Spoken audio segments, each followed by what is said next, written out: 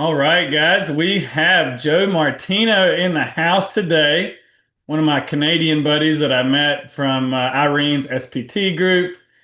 I see Joe as a Swiss Army knife. I've already taken 2 pages of notes having a 10-minute chat before we hopped on. So we're going to talk about change today. If you're paying attention to the world, it seems like a lot of these systems, a lot of the reality that we've been clinging to or that we've known, our whole life is shifting and becoming different. And Joe is here to escort us through that change, how to think critically and weigh in on how we feel about things and our beliefs and ultimately bring people together. So I'm really excited to speak with Joe today. Joe, welcome to the show, man. Yeah, man. Thanks for having me. It's good to talk to you again after a bit. I think the last time we spoke was out in Whistler there. Yeah, and you've had a bunch of changes since Whistler too, huh? I saw a new relationship and all kinds Yeah. of fun things. Yeah, lots of stuff changing, and it's good, and that's what you wanted to talk about was change here. And I like to kind of open this a little bit with like the lived experience of so many people. And let's just say even like we can go back to COVID, which was a time of great upheaval and change and difference. Yeah. Um, but it kind of it was even before that where some people were feeling like these feelings of change and different things going on in society. And what I often hear, and you can probably see this, is people say things like, "Look, I don't even know what to believe anymore as true when it comes from government or media." They feel like there's a lot of division happening amongst people. Polarization is growing. Everything's sort of becoming generally more extreme. Yeah. Um, and people are just like, I don't even know how to plan for what 5 or 10 years looks like from now because there's actually also a technological and a societal shift with things like AI and all these things happening. So people are kind of sitting in this place of like, there's a lot of uncertainty. I don't know where to look. I don't know what's real. I don't know what's not real. There could be videos online now that are totally fake and I wouldn't know, right? Oh, dude, So it's that's this me. You're very speaking to the crowd right here. yeah, exactly, right? So this is very tricky time. And then we also have controversial subjects that are coming to the forefront that people are trying to make sense of. So, you have like the vaccine topics, you have discussions around political corruption, Epstein, you have other big things within pharma, how should we eat, the transition from allopathic medicine to maybe some more functional medicine, and some of RFK is putting that in there. And Mhm. you get into the environment and how do we, help public health from an environmental point of view by, bringing soil health back up and instead of just using pharmaceuticals all the time. So there's Yeah. these big sort of paradigm shifts that are taking place, which is all adding to this, Yeah. right? And the thesis of my company back in 2009 when we started it was that we were going through a period of a great shift, a great change in the way humans not only think, but the way they relate to each other, the way they relate to nature and their worldview of like, who are we? Why are we here? What the heck's going on? But then also how that's going to feed into the way we live day to day in society. How do we want to work? How do we want to play? How are we going to design the systems that we have? Are they really serving us, or is it kind of maybe serving a small few? And like all of this is coming to a head. Mhm. And I'm looking at this 16 years later, and it's like it really is coming to a head, right? Like so many more millions, tens of millions, perhaps even hundreds of millions of people are having these conversations like at the forefront. We often say these controversial subjects, which were once on the fringe, are now regularly discussed in mainstream media. Yeah. And it's really important to pick apart conspiracy there. Like there's a difference between like a grounded conversation around this stuff and extreme conspiracy, and that's important to note. But the point being that we've reached this point of great change, and it's both in our thinking and the way we think about things, but also how we feel as people, Mhm. because change can be very dysregulating, it can be very emotional, and it can be very difficult to navigate, and we can become a little bit hijacked into perpetual survival that makes it harder to find ground and make sense through this time. So I kind of offer that as like the read on how things feel right now, maybe for a lot of people. Oh yeah, man. I appreciate you sharing all that and laying it out like you did. Because you're describing me, it's like, man, when COVID happened, I was so sick. I was honestly excited that society stopped because I didn't have to keep performing and trying to act like I'm feeling good and hold it together. It was easier to say like, no, I'm going to stay at home because that's what Mhm. everybody was doing. And then fast forward, you start doing this work. I call it the ultimate red pill because it wakes you up to what's going on maybe in your body, in your home, in your family, and in your environment, in society. And it's this big whoa, for me. And it's like I also told you hopping on, I'm a recovering black or white thinker. I really want Mm. things to be like this or like that, but it's not. And there is so much change that's happening, and it feels like you said, it's hard to understand what to believe, and it feels like there's an agenda to push people away, to separate, Yeah. whether it be politics or your views on health or sexuality or immigration or war. I mean, it's all these topics that you said used to be fringe are coming to the surface. It's so similar to trauma as I'm describing that. It's like Hmm. these hard conversations that we've been avoiding are coming to the surface, and we've got to confront that as a society. And it's really hard to do that when we're pointing fingers at the other people. Right? But I think Yeah. that's by design through the media, through government, through subsidizing different crops and depleting the soil, like you said. I mean, clean water. I mean, you got to work really hard in today's age to find clean food, to drink clean water.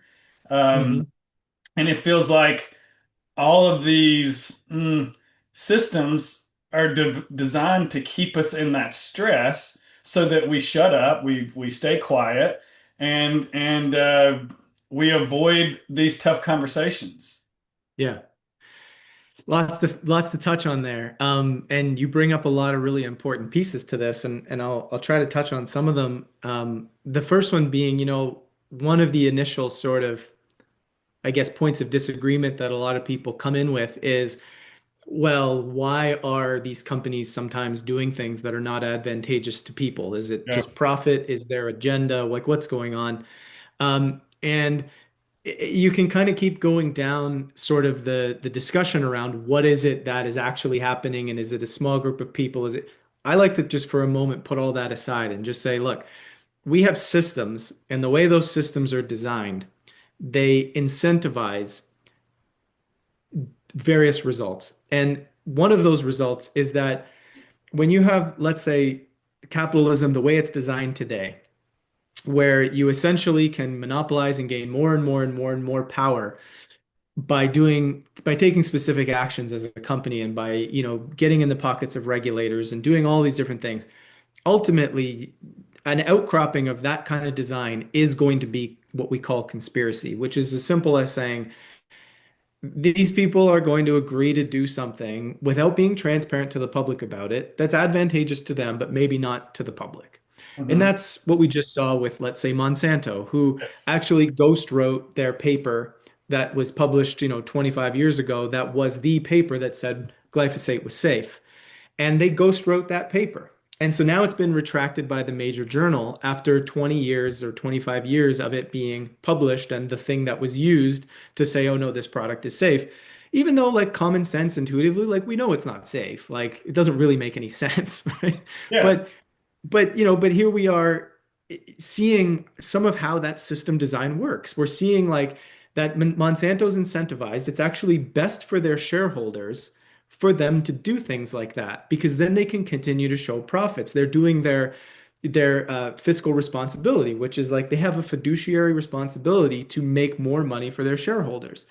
That basically says, well, if pulling some strings and doing some illegal, not so great stuff is how we make more money for our shareholders, then that's what we have to do.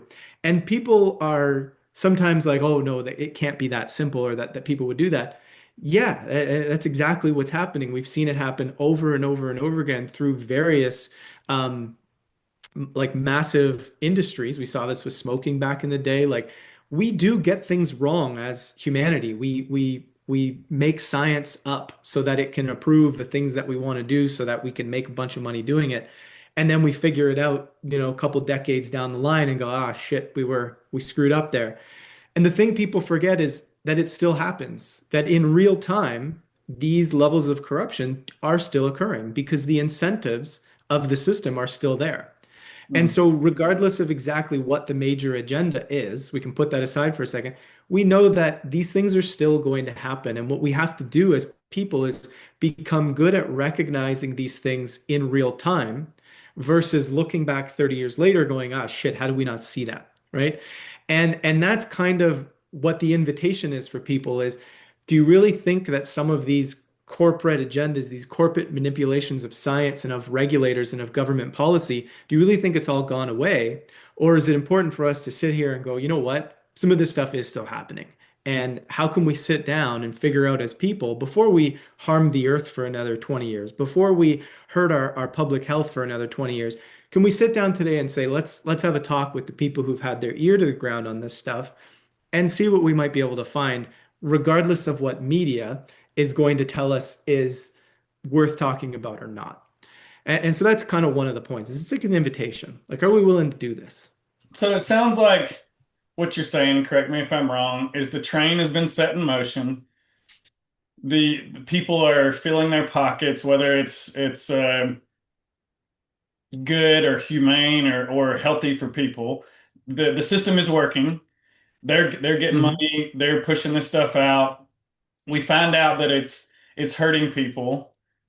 Instead of fixing that and having tough conversations, it's like we gaslight and dismiss and tell people they're crazy for saying, "Hey, there's an issue here." And it sounds like what you're saying is maybe it's because I can easily go into there's something I've said before is like when I got into the health world, gosh, 10 years ago or more, I remember thinking, man, the standard American diet, eventually Hmm. looking at seed oils, looking at pharmaceuticals, looking at vaccines, these different things that are widely acceptable. I was like, man, these things aren't good. And it feels like it's coming from poor decisions, maybe poor information and profit. Um, Yeah. and more now, I've zoomed back out and I'm like, I think they're trying to poison us. And are you saying that's Hmm. like the jump that you're making this assumption of intention and agenda that that's the leap and we want to take a step back and say, hey, it's really just a conversation that needs to happen. Is that what you're saying? Yeah, I'm essentially saying like it's possible that there's intention to poison at times or that Mm. there's negligence. Um, and that's like a part where we can hypothesize about that. But even before we get to that, we can see just in the system design itself that the incentive that all of these companies and corporations have is to basically make more and more money for their shareholders. That's what they have to do as a company. And so the incentive is to do whatever they need to do in their business practices to make that happen. And in a lot of cases, it's sitting down going, how do we make this product as addictive as possible? How do we make this product, how do we market it in a way that it's like irresistible to people and they need to have it? Um, and then what happens at times, sure, is a company's doing that for a while and a massive, pharmaceutical company over here goes, ah, that food company is actually producing a ton of outcomes where people get sick. Maybe we buy that company to make sure it continues to do that. And then now we provide the pharmaceutical, intervention that may help with that thing. That's the most profitable thing to do. Wow. Right. And it's not to say that everybody in these companies from the bottom up is all evil or they're all doing bad things. Most of them are well-intentioned people. It's having like a small group of folks within these companies who are going, we're the executive branch. We're willing to turn a blind eye to certain things. You know, someone doesn't just go from we've probably all experienced this at some point in our life where we take one little step towards something that doesn't quite feel integral and then another little step and another little step and then by the time you've taken 20 steps you're like, man, I'm pretty far away from what I thought was okay before, and do I course correct or do I not? And when you in these companies, that's what it's like from my understanding of the research I've done over the years, is they're constantly just taking one smaller step forward and forward and forward until they get to a point where they're like, well, we can't go back on it now. Like, look where we are. Look at the 20,000, 30, 40, 50,000 jobs that are all happening because of the way we've created a corrupt situation with regulators, with, paying certain people particular bits of money to make sure the science says a particular thing. And but it's very, very complex what's happening in our world. And my general point is just to say we got to be able to come together and see that this has happened in the past. It's still happening now. And that we should just acknowledge that this is happening and ask the question, are we actually producing results in society that most people want? Are we healthier? Are we feeling better? Are we coming together more and like getting, advancing and progressing in ways that are meaningful? Like, what does it mean to progress? Is it that GDP goes up, or is it that people and humanity is thriving? Yeah. We have a narrow definition of progress. That narrow definition of progress often states things like, oh yeah, GDP went up, we kind of maybe grew the economy a little bit. That's great. Right, but what were all the costs of doing that? And so it's these deeper questions that I think we're ultimately being faced with in the chaos is like, what are we actually doing? Are we getting the results that we want? If we put aside all the political ideology for a second and just say, how do I want to live life? What do I want to be well? Do I want to see humanity thrive? And then what's in the way of that? And when we start asking those questions, it becomes really clear that our system design is not set up to produce a result where humanity thrives. It's set up to produce greater profit, greater GDP. This isn't human well-being, right? Yeah. So that's kind of the piece that I'm getting at. And I say it this way because I'm saying, is conspiracy a part of this? Yes.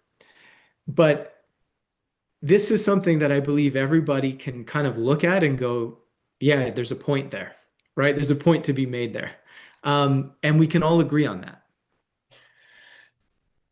I love what you're talking about. And I feel like as you're describing all this, it feels like the first step is someone has to be willing to observe these things and say and admit fault or say, hey, we fucked up. This is Hmm. wrong. This has been for profit. We ignored science about the health of giving this product to people. And now we're in a sticky situation. It's hard to reverse out of this, but we're going to do the right thing. We're going to take ownership and we're going to make it better. And it seems Yeah. like instead of that, we get a lot of this dismissing, coming up with terms like conspiracy theorists Hmm. to poo-poo people who are seeing things clearly, and it like nobody wants to take ownership. Yeah, exactly. And again, the incentive within the system is to have all of these PR engines that own the media organizations that can then sort of sway perspective, right? It's not that they have every journalist on their payroll. It's that the newsroom director has a relationship and they get a phone call, hey, make sure that the message kind of goes out this way. And the newsroom director will then turf stories that may not be advantageous for the company, or they'll put out a story that paints them in a nice light, right? So all of these relationships exist. And it's been this way for a very long time, which is why it's dangerous to see the conglomeration of all of these media organizations with these massive companies, because it's like you have few people owning everything, which means they can control the narrative and perspective on a lot of things. That's an interesting Um, point. I didn't think about that. It's like it's so pointing up the ladder, and yeah, I'm just reading my talking points that there yeah, is nobody to take ownership, and that's why it can just be constantly avoided. yeah. And like, we saw, like I spoke to a lot of journalists over the years, who during COVID, like they worked in mainstream media. And it didn't take a lot of them long, and people are often surprised by this, to realize that they weren't really doing any real journalism, that everybody was actually sitting in the newsroom meetings going, something's a bit wrong with what we're doing, but nobody wants to say anything because they have jobs. They have their friends and their family, or sorry, they have their family they have to support. And while people say like, "Oh, why would you do something terrible, instead of supporting your family, just to support your family?" It's like, well, put yourself in a really stressful situation where there's so much uncertainty and you have to support your family. And you're not sure how long this pandemic's going to go on. You're starting to feel weird about what's going on at your job, and you're still not sure what the truth is, but you're feeling weird about it. It's not like you can point to the exact lie, right? You're just going, something's not right, and I can't speak up. And so it's hard. You kind of just go along with it for a bit. And I'm not saying that's the right thing to do. It's just more to have compassion for the average person who's working in these situations going, shit, like I lose my job and how am I going to get hired at another job during COVID? You know what I'm saying? Like it's tough. And so I say that just to point out that there's some really difficult situations that a lot of people are in, given how difficult the economic system is, which goes back to system design. If we've developed a economic system where it is so hard to like get jobs and be okay and pay for things and afford a cost of living, we're all sitting here going, man, it's really hard to make the better choices. I'm not saying it's impossible, but it's pretty hard. Like you have to get over a hurdle to want to go and start doing the right thing. Um, and that's just something that people have to deal with. Within all of this stuff. So the other piece I kind of wanted to add to this was, you brought up the idea that people kind of have to start being aware of what's happening and have conversations about it, potentially have some accountability. And Hmm. this is what I think the process we've been going through, pretty heavily for the last, say, 10 years, and it sped up a lot 5 years ago with COVID, which is something we call breaking the illusion, which is it's this moment where you're breaking the illusion that, society is just running trying to do its best, let's say, as a government and as like a governing organization, and the systems itself are just doing its best. But you start to realize that there is some agenda. There's not the greatest intentions. They're not trying to do the best thing for people and for society as a whole. They're more so just we're operating at our own individual directions, just competing with one another, sometimes doing some really bad stuff to make profit and blah blah blah blah blah. Government gets involved. There's cover-ups there. Regulatory agencies have relationships, revolving doors between these massive corporations where the regulator then goes and works for the company. While they were the regulator, they set up policy that would benefit the company. Then when they go work for the company, they get $1 million signing bonus and bingo bango, right? Hmm. This is a very real thing that's been happening for decades. And when you break the illusion and you realize that's what's going on, you start to see, this is why we're getting the results that we're getting, because we're not sitting here trying to do what is best for humanity. Most of the decision making and the policy making is happening with really poor incentives that are incentivizing profit over human well-being. And that the safeguards we have in place in some cases really aren't safeguards. Regulation really doesn't apply to everybody sometimes. Hmm. And so this is breaking the illusion. This is the awareness part. And you can't really make change until there's awareness of a problem. We see this within personal development too, right? We Yeah. have to have a pretty good understanding and be aware of kind of what's going on before we can, and we got to be able to define the problem before we can take the steps to start solving it. And so I really believe that's the spot we're in right now is what is the problem, what's going on, what's actually happening, and how do we talk about it?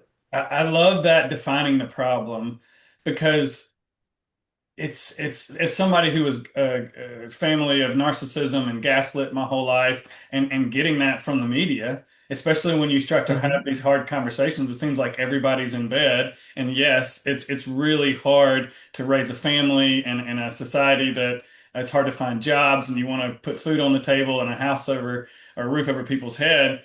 And it's also really hard to do the right thing and to call out the bullshit and to quit putting on the Yeah. clown face and say I was wrong and this is all bullshit. But it's like it's I don't think it's clear yet. At least it Hmm. isn't for me. Like if you're like Mitch, define it. I could give you a couple little pieces and kind of like we were saying earlier. How do I know any of this is real? I find myself like my wife, she's not into this stuff as much as I am. She'd rather stick Yeah. her head in the sand, but she's loves having conversations with me about it. And so she's like, Yeah. "What you learned today?" And I have to, everything. I don't even know what's true anymore because I have to start every conversation by saying, "I got this information. I don't know if it's true. It feels like there's a piece Mhm. of it that's real, and then there's a whole bunch of it that's fake." So how do we map this stuff out to get clear? so that we can bring a little bit more awareness to the situation so that we can make change. Yeah. And this is the sense making portion of it all, which is like, how do we make sense of something that, when we really think about it, right? It's an impossible undertaking for, let's say, a single person to make sense of everything that's going on in the world. It's impossible. Yeah. So we have to rely on each other. We have to rely on collective intelligence. And there has to be a good faith effort for us to want to understand, like, at the end of the day, what do we want? What we want is to have a better life as humanity. We want there to be peace. We want there to be thrivability, right? We want to have a good family and make sure people are healthy. Like most of us want all of these things, but it's very easy to get caught up in the dramas of every day. And you said this before. It's like at the end of the day, if we all actually spoke, we'd find out that we'd all pretty much want the same thing. Yeah. So there's an element of like, we got to get back to that. Mhm. And we've often spoken about this whole process of entering into the world. Like there's no shortage of people who want to pay attention to what's going on in the world. Yeah. They want to be involved in the body politic, which is to say I want to be involved in my community, or I want to be involved in voting, or I want to be involved in shaping a better world, talking about it. Tons of people are there.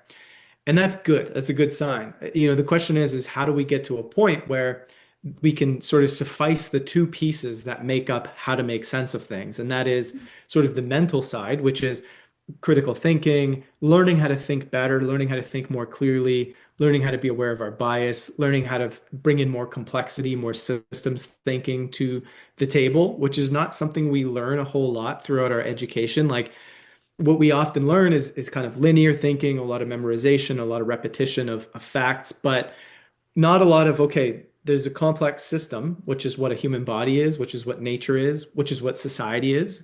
Complex systems are hard to predict what's going to happen. There's generally tons of drivers behind what is happening. So it's hard to pinpoint a singular thing. We're not trained well in that. And so learning how to be better at that from a mental point of view is great. And then there's the physiological side, which is how do we create the conditions in the body? This gets where the nervous system comes on board to then be able to have curiosity, a sense of playfulness and openness when Mhm. we're discussing. We don't become defensive, let's say, or if we do become defensive about something, we can sense and feel that and understand that there's a driver to that, as Yeah. opposed to just saying, well, I'm defensive because you're wrong and I'm going to blah, blah, blah, which is not helpful. Right. So the physiological side is like, you look at people today, and you mentioned black and white thinking before.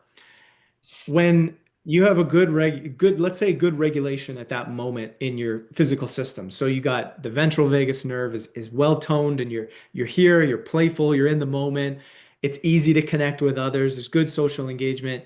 One of the outcroppings of that in the mind and in our being is I'm kind. My voice is kind. I'm curious, Mhm. right? Because there's no survival element that is rising up.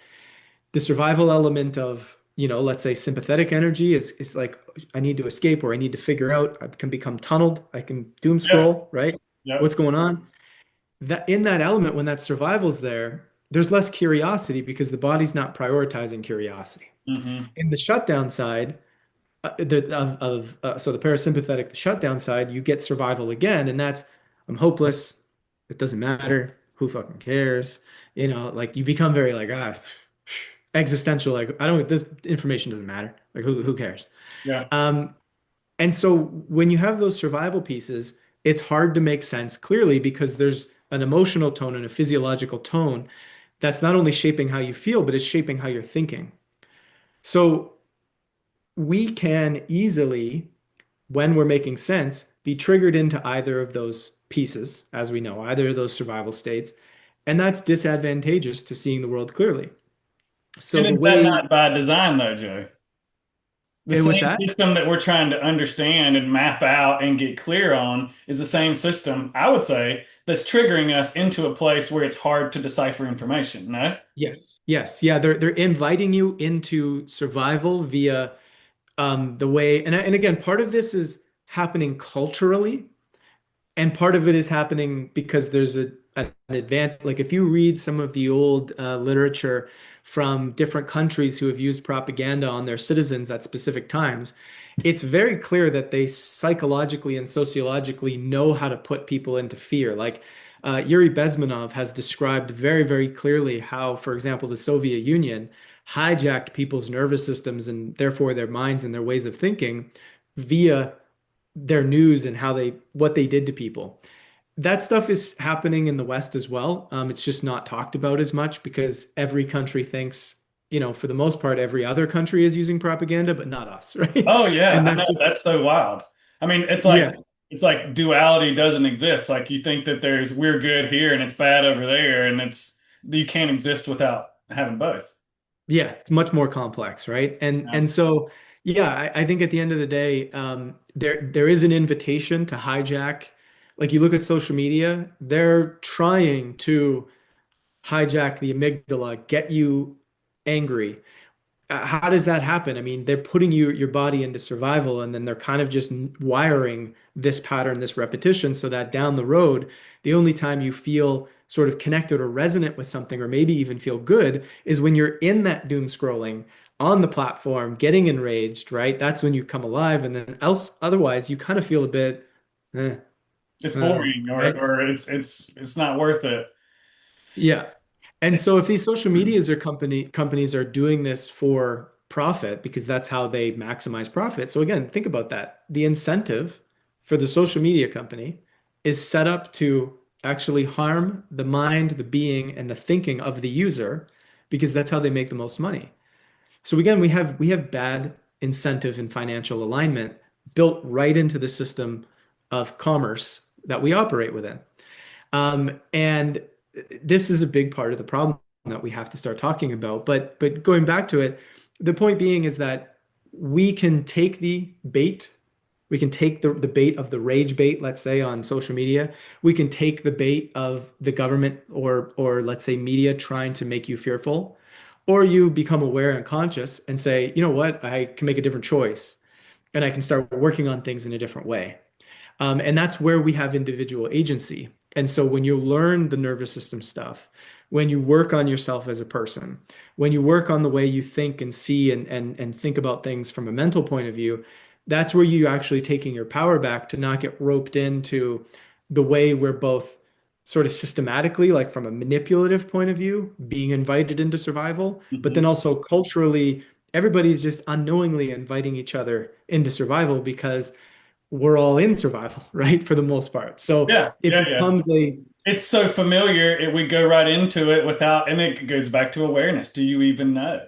yeah, Do you know that exactly. you're being that you're taking the bait on the propaganda? I see people on one side or the other so allegiant to their side and so Yes. triggered and so responding to the propaganda that they can get outraged at this particular people, let's say like Hmm. Radical Muslim stuff. Like, Yeah. so I'm going to get really freaked out about that. And then I'm going to give up some of my freedom that I'm electing my, I don't know, Republican freedom fighter people for that. But I'm so in my survival state that I don't know that my freedom's been taken away from me right now. Yeah. Yeah. And this is where you notice that it doesn't matter what side of the political spectrum per se, or even it doesn't matter whether you're in the alternative or the mainstream, we can get the same results, which Yes. is we're angry, we're in survival, we're willing to give things up, we're willing to be hypocritical. And at the end of the day, we lose touch with what we ultimately want, which is a good world where Yes. humanity can thrive, where we Yeah. come together, where we feel good. And this is kind of where CE over the years amongst our colleagues was pretty different. Was that we never wanted to, within the alternative sphere, become just now ideologically alternative Yes. where it's like now I don't believe anything the mainstream says. That's 100% a lie. And I whatever it is that I kind of think or whoever I follow, I just think what they think. That's That's not a creating scary freedom. place to be in as well.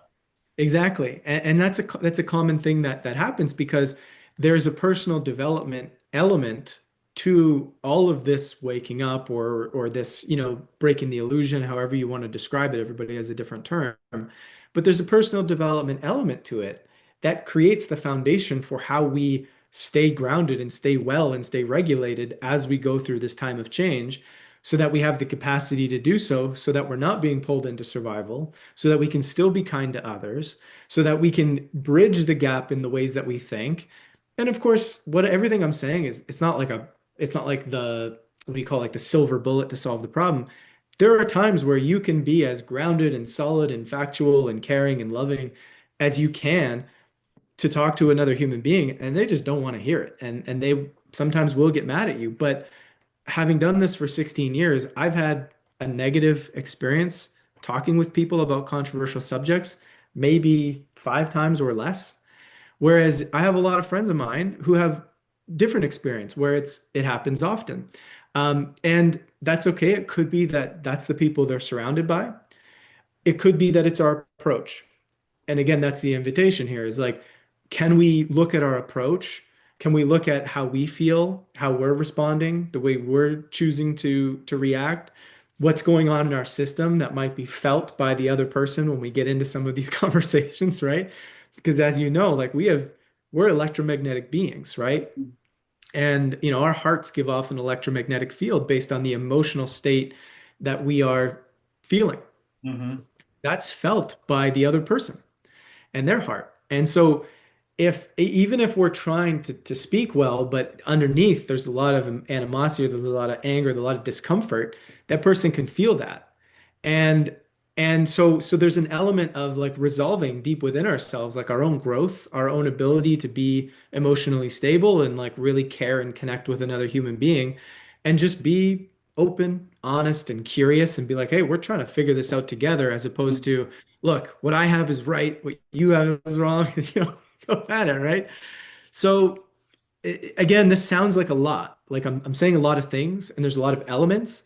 But the point is after 16 years of watching all this, what I've watched is there's a lot more awareness in the mind and stuff of what's going on in the world, but we're still butting heads, and there's still so much polarization, and there's still so much anger, and there's still so much fear.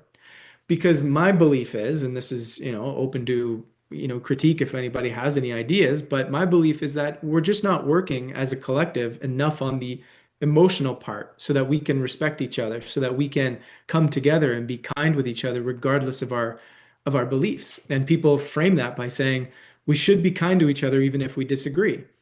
It's easy to say that, but are we really doing that? Especially online.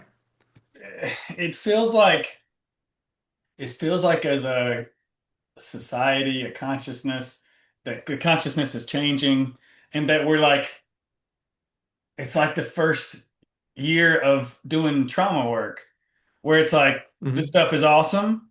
It's really scary. Maybe there are some positives early on, but typically it gets worse before it gets better, your symptoms. Hmm. Um, Hmm. and it feels like right now, it's like have you, I traveled in college and was following like widespread panic and jam bands, and it feels like at set break when you're on psychedelics and everybody turns on all the lights in the arena, Uh-huh. and you're like, woo, what's going on here? And it's like the old stuff isn't working anymore. We can sense that. Yeah. We understand things need to change, Yeah. and there's a lot of tension as we recognize and wake up to the reality of things and the things that need to be Yeah. changed. And so Yeah. I would just compare it to a nervous system journey. Yeah. Absolutely. And this is the reason why I say there's so much individual agency here, and what we're really being called to do as people is to actually look at ourselves, not just what It's a has to happen mirror. in It's a society. mirror. Exactly. And so just like with a nervous system journey, we can choose to like, okay, I'm going to work on my stuff, or I'm going to just turn a blind eye and just keep going down the path of avoidance, and that's Yep. usually doesn't feel great. It's not healthy. Sometimes ends up in chronic disease. Our relationships fall apart. We're not living our best self, all these sorts of things. And so again, it's a matter of a choice of like, how do we want to show up to this moment of change, to ultimately do what we want. When we're on the nervous system journey, it's because we want to feel well. It's because we want to be the best partner we can be.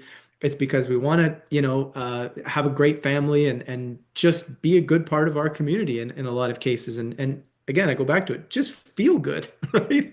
Yeah. It sucks when you don't feel good. Yeah. And so, yeah, it's really the same thing. And I often feel that, humanity will in some way kind of always just bite off roughly as much as it can chew as a collective. Like I believe in collective intelligence. I believe that there's, a sort of a metaphysical intelligence that navigates the evolutionary process to some extent of the people on a planet. Yep. I'm not saying that it's like that it's fate and that only what happened, like everything's predestined. I'm saying that ultimately there's like you get enough to deal with based on the capacity you have as people, and you make free will choices within that. And even though it still feels overwhelming sometimes, like I still feel like it's within our capacity to Yeah. deal with our collective moment. Yeah. And and we have to make the choice to say, yeah, here's how I want to deal with it. Here's how I want to treat others and not lose my humanity, or not just get stuck and rigid in my thinking and in my survival. And it's hard. And for a Yeah. lot of people who don't necessarily have the time, That's a right? It's hard good to have point. the time. But it's still, to some extent, I always go back to it. It's just, do you have the time? What can you do each day? Just that, for every single one of us to ask the question, to work on ourselves, to feel better, to be kinder to others, and to be open to seeing the world in a different way. And maybe not everybody has the inspiration to do that. Totally fine. But like I said earlier, millions upon millions upon millions of us already do.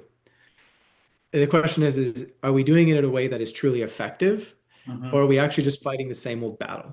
And Hmm. where has that gotten us? Hmm. So it's time to do something different. Yeah, man, I love that. The two things that come to mind as we're talking about that, like the capacity of the collective, I love that.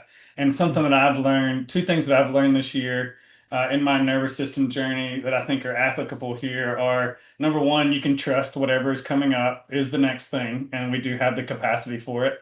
So Yeah. much I would take myself out of experiences because I would tell myself, I'm not ready for this. I don't have the capacity. And that is certainly a valid thought in the beginning. And ultimately, we want to learn to trust ourselves and trust the wave and move through that, right? So I think that's hard for society. And you see some people holding on to Hmm. past, and you see some people like, let's go. And I think the more, and the next thing is accepting and allowing, right? Yeah.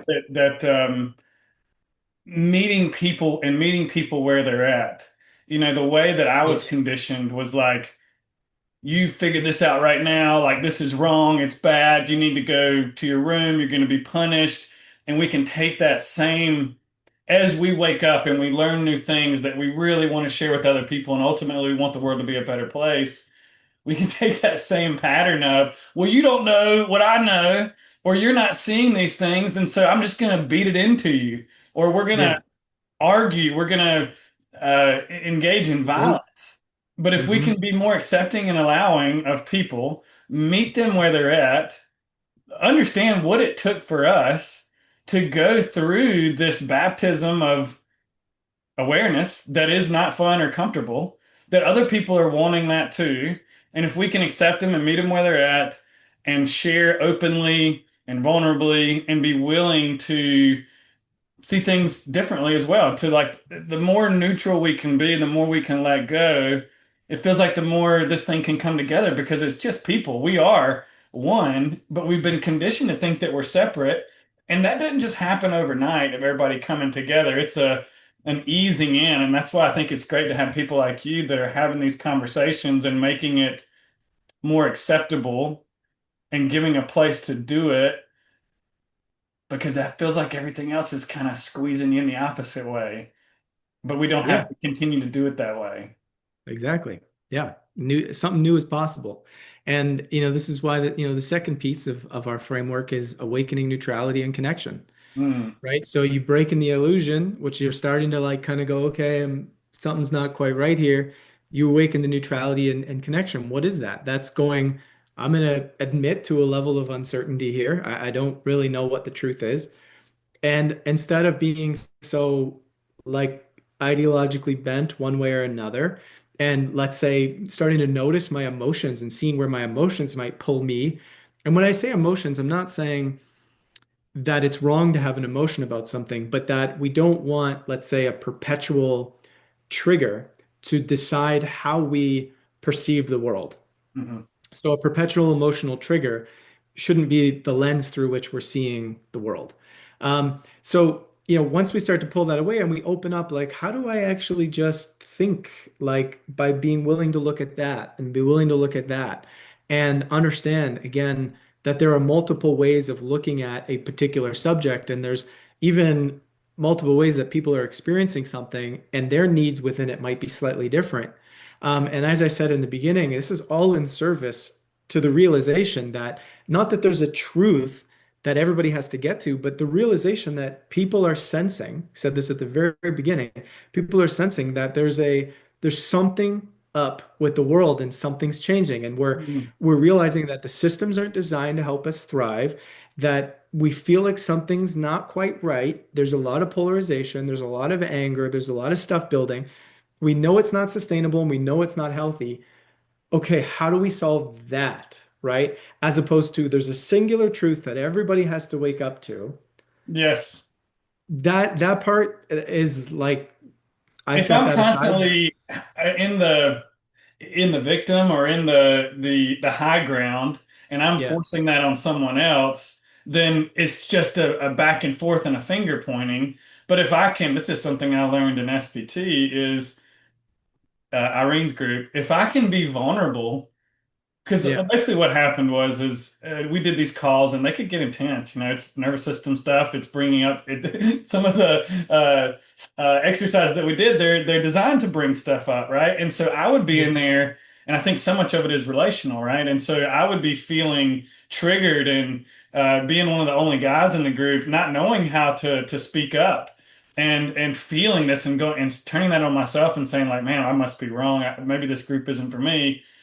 But and that's avoiding the conversation. So I can do that Mhm. and I can create a story and I can be triggered and I can shut down and then I can leave and miss an opportunity to be vulnerable and to say, I don't know everything. Here's what I do Mhm. know.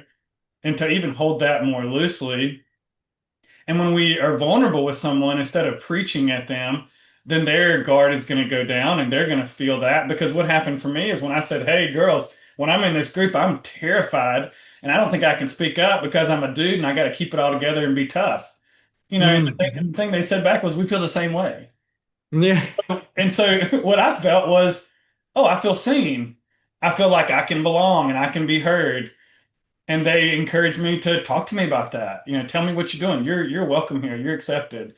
And that Yeah. made such a leap for me that I think we can do if we're just willing to be wrong and to share and be open because so much can happen when we come together. Yeah. 100%. It's like imagine coming together and instead of debating, you're coming together to synthesize. Oh, Right. to elevate the conversation, to bring in new ideas. I mean, as soon as you say that, I feel so freaking excited. Yeah, exactly. It's like we're moving from this culturally learned story because if you go even deeper, it's like, well, we have this culturally learned story of war and competition and separation and fight almost that's deep, deep, deep within us, and we see this programmed in us in so many ways, and it comes from the materialistic paradigm of how we like the cosmology of how we see our world and what our world is and who we are and our place within it. But when you start to look at some of the emerging science and understandings of a new worldview, which I actually think makes a hell of a lot more sense, which is that we're interconnected, that cooperation takes us way further, and that, we're not actually separate from one another. Yes, we have separation in the sense that it's my experience and your experience, but deep down, there's a deeply felt underlying sense of interconnection. And, Hmm. that might sound like crazy to some people because perhaps they've never considered it or felt it within themselves or explored it. But when you have and you feel that and you sense that, you go, oh my God, I no longer can go back to just thinking that this person's my enemy inherently. Like it Yeah. just that changes. And that's the power of a worldview. And that's the power of, integrating something into your being that is a different way of seeing the world. And the what would birth out of a story of interconnection is coming together to synthesize our understandings as opposed to separation, which is coming together to debate and fight our understandings. You still in synthesis get to come back and say, okay, here's how I see it, here's how you see it. Let's kind of steelman our points and kind of figure out, okay, how do we overlap? What can we do? How do we come together and still get the common result that we want? Um, and yeah, there are going to be times where we have different, let's say, philosophical or religious understandings of things um, that make it so that we may not be able to agree on something. However, we would fall back to the biggest thing is why would I want somebody to exert their force on me? I Mm. wouldn't. Hmm. Therefore, I should not do that to somebody else. Hmm. So an example of that, and it's controversial for some folks, but something like abortion is a very philosophical and religiously oriented issue where people feel like they have to put their religious belief into the decision of the policymaking. And there are enough situations in life currently where something like that's necessary for some folks. And it should not be up to people to exert their force of free will. Like, no, you cannot do that at a policy level because that's just religious. And a loving religious person who has their beliefs, it's not their job to force their will on other people. And I know people feel like it is because there's storytelling around crusading and trying to make the world a better place. I think that's destructive thinking. Yes. And so, I go back to it and I say, what would you want other people forcing their ideals on you? Hmm. The answer is usually no. And so, okay, so we live in a thing where we have different philosophical beliefs. The only proper way to go is we war, which makes no sense. Yeah.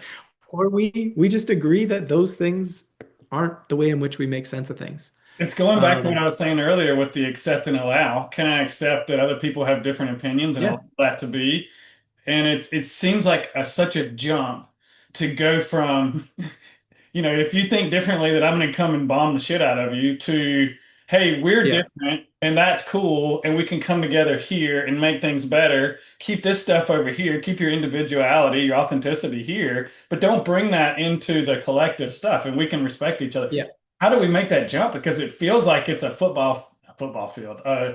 From here to the moon away. You know what I mean? yeah, It sounds awesome. I think it's gonna yeah, happen, but how do we get through yeah. the washing machine? Yeah, you go through the washing machine. Yeah, you go And through it. Yeah, exactly.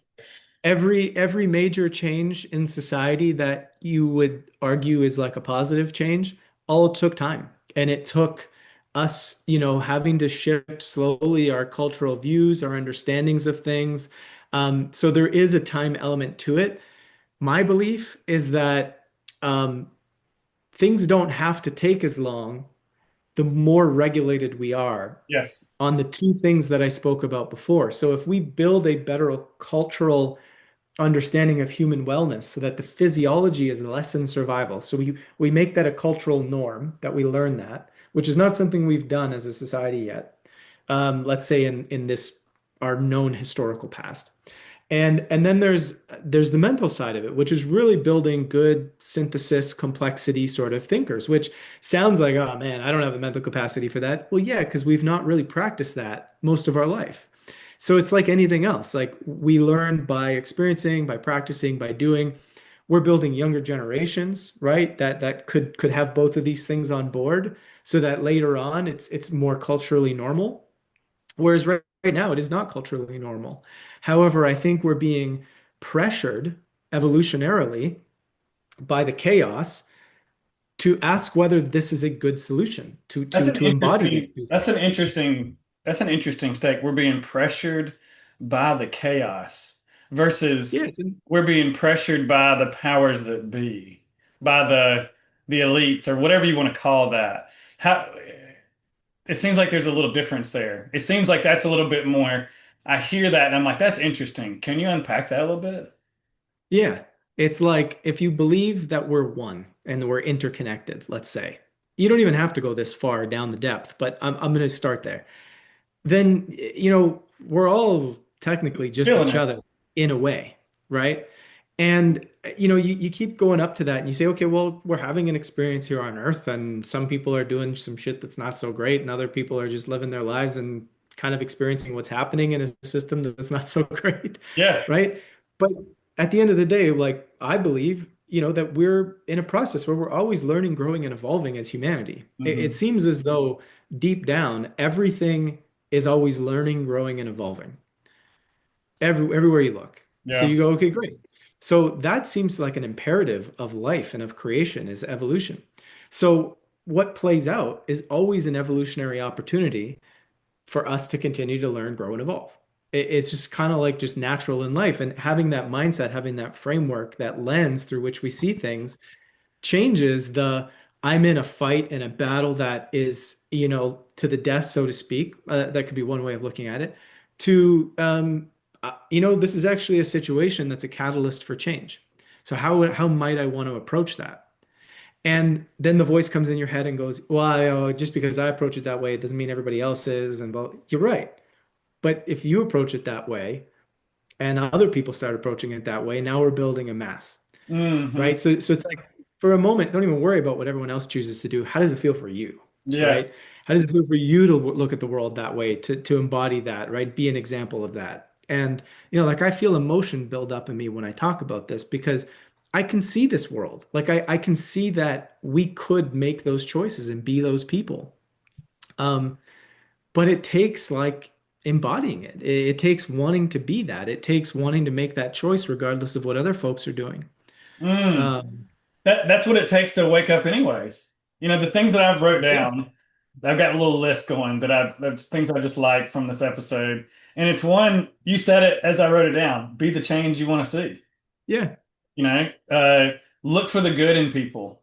If we're constantly in those, I don't know if I want to say lower vibrational stuff, but if we're angry at the world, and we're shut down, it's really hard to see when somebody else is trying. When someone else is Hmm. open, is willing, is looking to become more aware, and then being open and neutral with our points. Hmm. And so we can sit on the sidelines and we can wait to get in the game, or we can start changing the game right now. And that starts with us. I think it starts with our regulation and our awareness. And then it's a choice of, am I going to keep perpetuating the same bullshit, or am I going to be grounded enough and regulated enough to have choice, to go Yeah. against it and to do what I think is right, to hopefully inspire other people. And then that is something that catches fire and continues to spread. Yeah. Do you want to be an agent of change? Right. And it's not to say that we now identify as I'm the change maker going to change, A but good it's point, just too. it's the recognition that look, if I'm a parent, and I realize that my child is really seeing my actions and copying it. And in a way, I mean, we all kind of do that with each other. We're modeling each other's actions. We're seeing what others around us are like. And so there's always an element of we're influenced by our environment. And so the question is how do you want to influence your environment? Because then others are influenced by you. And that's just part of what makes a co-created planet incredible is that we are always co-creating the reality that we have. It's not that some people have all the power over us. They certainly have more power in certain ways, and that does affect us. But there's an element of agency within the people, everyday people, to be and do something different. And when that swells and that builds over time, that's how revolutions and change happen. And I'm not suggesting we want a violent revolution, but I think that we have an opportunity for an evolution in the way we think, see, and ultimately create our society. And that's what I'm saying we need to embrace. I love it, man. Uh, just a weird question. What kind of time, how long do you think this takes? When do you expect to see some of these changes? Like if you had to guess, is it like next year? Is it 5 years? I know we've got AI and all kinds of cool shit coming together, consciousness raising. I've been really getting into the solar flares and checking out the Schumann Mm, resonance and just seeing the even the interstellar objects and things like that. And it's all like consciousness and awareness and people waking up and having these cool conversations. How far are we away from this utopian society where we all come together and make decisions for the collective instead of for profit? yeah, it's a really big question. I'm going to try and keep it simple. Yeah. Uh, this is a planet with free will, Mm. which means we always have a choice, which means collectively and individually we have a choice, Mhm. which means is there an outcome where humanity decides to destroy itself? Why not? Right? Why not? Because we could. If Yep. everybody, it's sort of like if I know that I have trauma in my system and I ignore it and then I get cancer, let's say, as a possibility, I may have a shorter end to my life because I avoided what I knew needed to change within myself. Or maybe I have all these syndromes and all these issues, and I decide, you know what, I'm going to do something about what's in there. I'm going to change my lifestyle. I'm going to change my habits. I'm going to work on my emotions. And then all of a sudden, those syndromes and illnesses and stuff starts to disappear. I made a choice. Woo. And again, we're going back to it. Collectively, it comes down to what choices do we make individually? We have the agency, right? I want to cry here again. It's powerful Hey, stuff this is the to right think about. podcast to do it on, man. I mean, it Yeah. feels like we can make that choice for us right now. We don't have to wait as we're saying that. Your world Yeah. and And your so reality can change right now if you decide that that's what you're going to do, and that's how you're going to live your life. to some extent, I want to add in the important piece to not avoid the bigger question, which is you're saying, when does it begin to change out there? Well, so we have to make those choices as people, right? Those things begin to show up like you're seeing in politics, in media, in the real world. You're seeing things are shaking up. It's weird. Like you're seeing people in positions of power who have very different worldviews to old ideas. That's threatening to a lot of things, right? And to some people. But these things are happening, like the opportunities, the pressures, the evolutionary optionality is there. But again, it's not like, okay, well, we're going to land at this utopian world. It's like, okay, well, what is going to emerge depending on how we continue to change collectively, culturally? What is going to emerge? Like we don't entirely know. You brought up, 5 years from now, we have, AI and technology changing. That's going to give us the opportunity to, let's say, change the way goods are created and food is built on this planet. Do we decide to then say, all right, well, maybe we could do away with money? Or do we say, okay, no, we'll still have money in society, but people will work a day a week? Hmm. Okay, how much optionality do we give people who work a day a week? Is it we make it so that they suck, they can't even travel because there's no money, or do we really share the gains of our technological advancements such that people can do whatever they want? Like these are all on the table, Yeah, but that sounds pretty cool. we got to engage in thinking about what kind of world we want and what the possibilities are, right? So instead of thinking of our known past and this is like this and that, blah blah blah, therefore these no, like what is possible? Like, what could we create? What's possible? Do we have Right. to come out And of survival for this to happen, or is it more like good enough? I think I mean, what is the measure of, hey, someone is totally out of survival? I mean, it's a tricky thing, Oh, I mean, but I'm in and out of it all the time, and I'm yeah. working on really, it's like right now, when I'm describing this is it's a very distinct, it feels like Dr. Jekyll and Mr. Hyde, like what's Mhm. happening with me right now. It's 3, 4 days. I'm regulated. I feel awesome. I sleep. I'm creative. Something pulls me back in. I go into protection or safety mode or Yeah. wanting safety mode through protection and I shut down.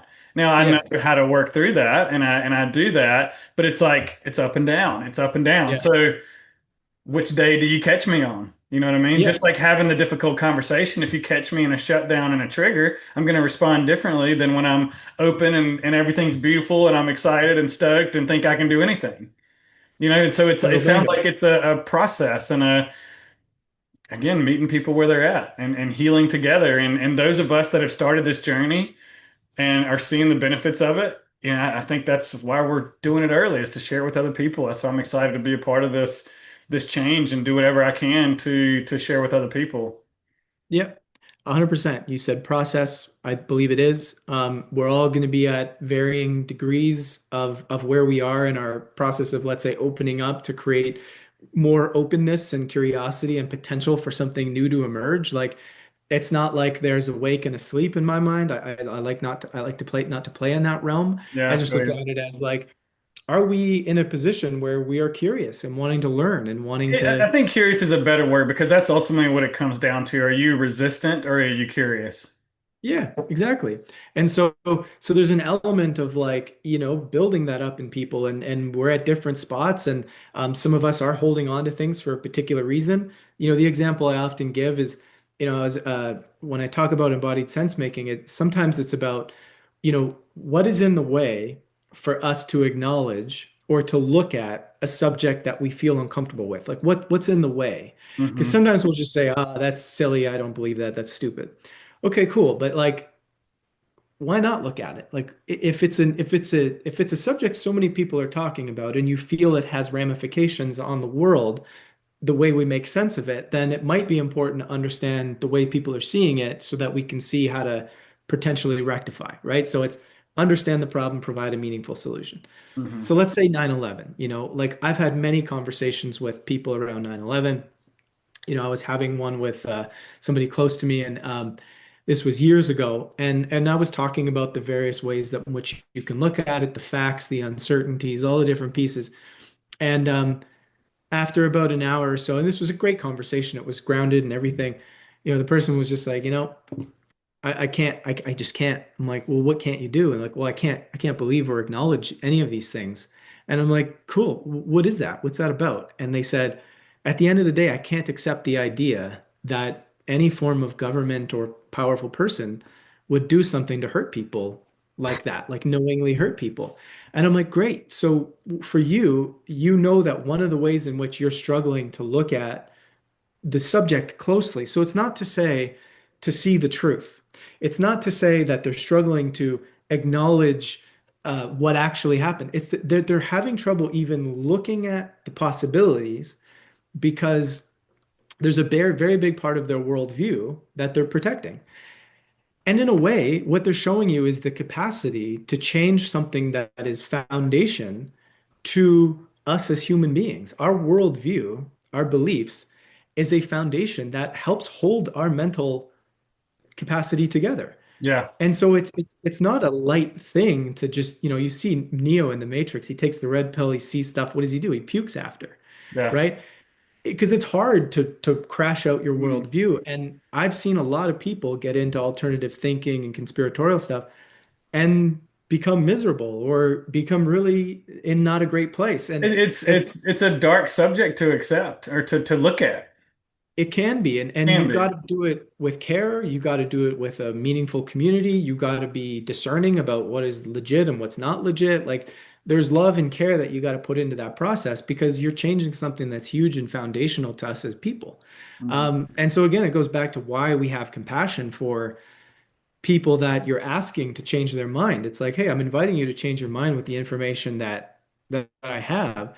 And rightfully so, that can be scary, Yeah. right? And so, to circle back to the 9/11 thing, I went, cool, that's great that this is what's there. So now that person has a choice. They can say, if I think this is a meaningful subject for me to go down, I can work on that trigger I have or that story I have.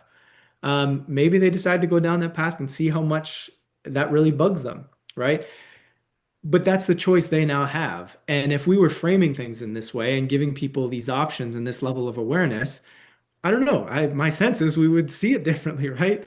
And don't get me wrong, it doesn't mean that you have to get all this stuff out of the way to change your mind. It means that when you sit down and you're meeting somebody where they're at, and that's their story and that's where they're dealing with, that's valid for them, right?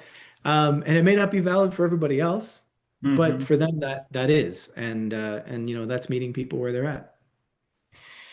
I love that. That's what has to happen. It's refreshing to hear that view of things of instead of pointing fingers and battling it out or taking the not the high ground, but saying you know more and this person hasn't woken up to meet them where they're at and be curious with their opinions and to validate whatever that is. I love that because that feels good.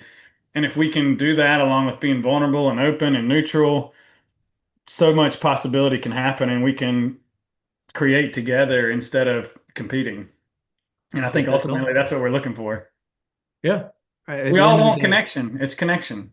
Yeah, and if you love somebody or you love people in general, like how would that love act? We're getting into like some of the basis of so many religious philosophies, right? I'm not religious myself, but some of the stuff in there is useful ways of Oh, navigating society. Like I'm right there how with would you. I'm not religious either, but I wrote down doing to others. Because I think that's yeah, such a take good, it like, away. how would you want to be treated? Do that to other people. Would you want to be Yeah, treated with respect and be validated and be heard and be open and be given a chance? Or do you want to be dismissed and, you know, reacted to? yeah.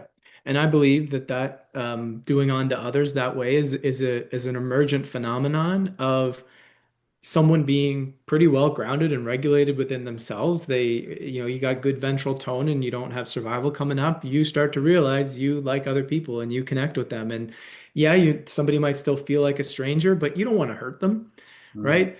And then of course there is culture and worldview that also shapes how we are as humans. And so there is a purpose to value systems and different things. But just physiologically for a second, it's like, yeah, when I'm feeling good, I don't really want to hurt people. And sometimes I'm being pulled into survival in situations where it's really not life or death, and I shouldn't be seeing an enemy there. Right. Hmm. So it's an emergent phenomenon to want to be well to others when we're healthy, which I think is a key thing.